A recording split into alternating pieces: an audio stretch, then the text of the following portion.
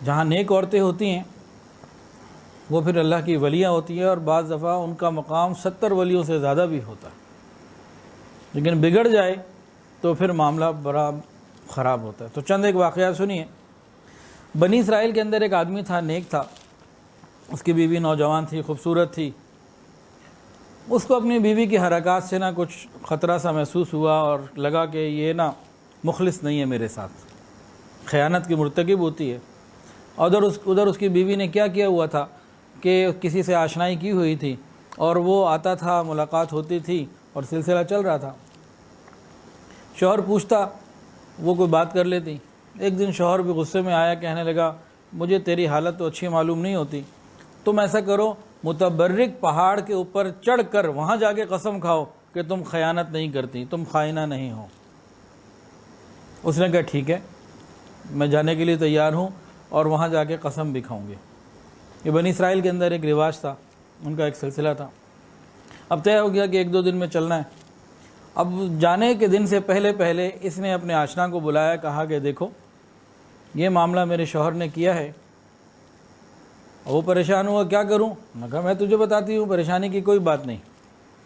تم شہر سے باہر نکل کر اس پہاڑ کے راستے میں ایسی جگہ کھڑے ہو جانا جہاں سے لوگ گزرتے ہیں، ہم بھی گزریں گے، اور تم ایک گدھا اپنے ساتھ رکھ لینا، اور وہ لباس پہن لینا جو لوگ گدھے کی سواری کرواتے ہیں لوگوں کو پیسے لے کے، تو اس بھیس کے اندر تم وہاں کھڑے ہو جانا، باقی میرا کام، تمہارا اتنا کام ہے۔ اب متبرک پہاڑ کے اوپر جا کے قسم کھانا یہ بہت بڑا معاملہ تھا، آسان بات تو نہیں تھی۔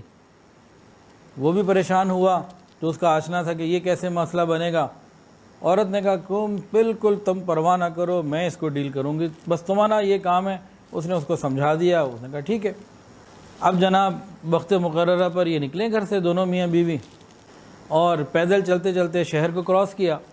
تو ابھی پہاڑ پہ بھی چڑھنا تھا، تو وہ جناب ایک جگہ پہ بیوی نے تو شور مچا دیا، میں تھک گئی، مجھ سے چلا نہیں جاتا، رونا شروع کر دیا کہ مجھ سے نہیں چلا جاتا، میں نہیں جا سکتی، کوئی سواری کا انتظام کرو۔ اتنے میں وہ جیسے اس کو نظر تو آ گیا تھا، اس نے دیکھ تو لیا تھا، اس کو دیکھتے ہی اس نے رونا دھونا شروع کر دیا، ڈرامے شروع کر دیے۔ اب شوہر کے پاس وہی آپشن تھا، اور تو کوئی تھا نہیں، اس کو تو نہیں پتا کہ پیچھے کیا پس منظر میں چل رہا ہے۔ اس نے اس سے بات کی، ہاں بھئی ہم نے اوپر جانا ہے، واپس آنا ہے، اور بس ایک قسم کھانی ہے، کوئی طے کر لیا معاوضہ۔ اس نے عورت کو بٹھا دیا، اس نے اپنی بیوی کو بٹھا دیا گدھے کے اوپر، خود پیدل چلتے رہے۔ اب یہ جناب جہاں قسم کھانے کی جگہ تھی نا، گویا چوٹی ہوگی، اونچی جگہ، وہاں پہنچ گئے۔ وہاں پہنچ کے عورت نے سواری سے اترنا تھا۔ اب وہ اترتے ہوئے اپنے آپ کو جان بوجھ کے گرا بھی لیا، اور اپنے جسم سے کپڑا بھی اتار لیا، ہٹا لیا، کہ سطر جو ہے وہ نظر آ گیا، جسم کے پوشیدہ حصے بعد نظر آ گئے۔ اس کے بعد عورت کھڑی ہوئی، اپنے لباس کو ٹھیک کیا، اور کہا میں قسم کھاتی ہوں کہ میرے جسم کے پوشیدہ حصے کو تیرے سوا کسی نے نہیں دیکھا، لیکن اس نے دیکھ لیا۔ اور قسم کھا کے شوہر کی نظروں میں پاک باز کی پاک باز بھی رہی، اور اللہ کی نظروں میں خائنہ بھی رہی۔ تو عورت اگر بگڑ جائے تو یہاں تک معاملات بھی کتابوں میں لکھے ہوئے ہیں۔ ایک اور عورت کا واقعہ کتابوں میں لکھا ہے، یہ ہمارے علاقوں کا ہے، بنی اسرائیل کا نہیں ہے۔ ایک عورت تانگے میں سوار ہوئی، اور اس نے شہر جانا تھا گاؤں سے، تو راستے میں تانگے والا کہیں رکا، اور اس نے 2000 روپے کسی سے لیے، کسی نے اس کو 2000 روپے دیے۔ اس زمانے کی یہ بہت بڑی رقم ہوتی تھی، اور اس نے بہت خاص سے احتیاط کے ساتھ اس کو اپنی جو ہے نا وہ پوشیدہ جیب میں ڈال دیا۔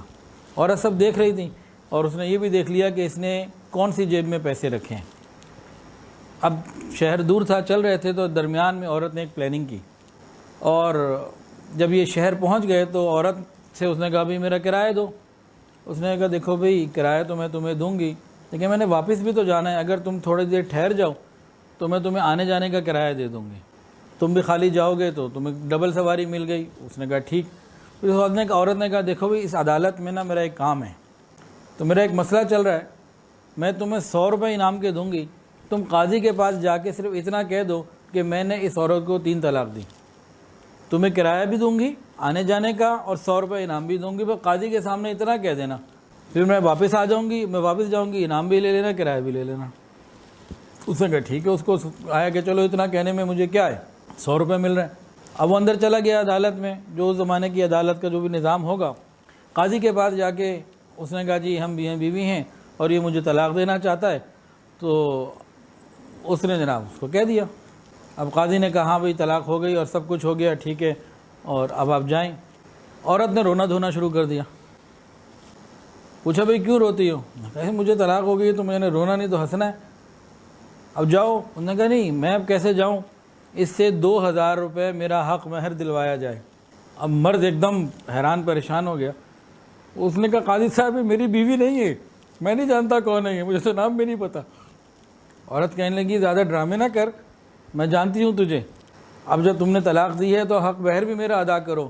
اور قاضی صاحب یہ ایسی بات کر رہا ہے، اس کی فلاں جیب میں تلاشی لیں، میں اس کی بیوی ہوں، ایک ایک بات کا مجھے معلوم ہے، 2000 روپے اس کی جیب میں پڑے ہوئے ہیں، اگر نہ ہو تو پھر بات کریں، اس کی جیب میں آپ تلاشی لیں۔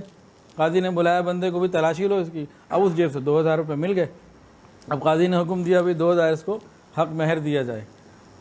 عورت نے وہ 2000 لیے اور چلتی بنی، اور وہ شرمندہ بھی ہوئی، ہوا رسوا بھی ہوا، اور پھر اپنے کام پہ چل پڑا۔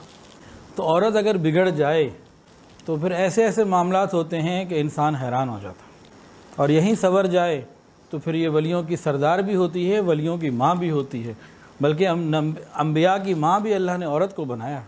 حضرت لقمان علیہ السلام نے اپنے بیٹے کو نصیحت فرمائی تھی کہ بیٹا، کسی عورت کے پیچھے جانے کے بجائے کسی شیر کے پیچھے جانا بہتر ہے، کہ شیر اگر آ گیا نا تو زیادہ سے زیادہ جان چلی جائے گی، عورت اگر پیچھے پڑ گئی تو ایمان چلا جائے گا۔ ایک دانا کا قول ہے، عقل مند آدمی کا، کہ شریف عورت سے ہوشیار رہو اور بری عورت سے بے کنار رہو۔ یہ نہیں کہ عورت اچھی ہے، شریف ہے، باپردہ ہے تو ہمیں اب کوئی اپنے آپ کو لوز چھوڑ دینے کی ضرورت ہے، نہیں، دو طرفہ احتیاط، دو طرفہ محتاط رہنا یہ ضروری ہے۔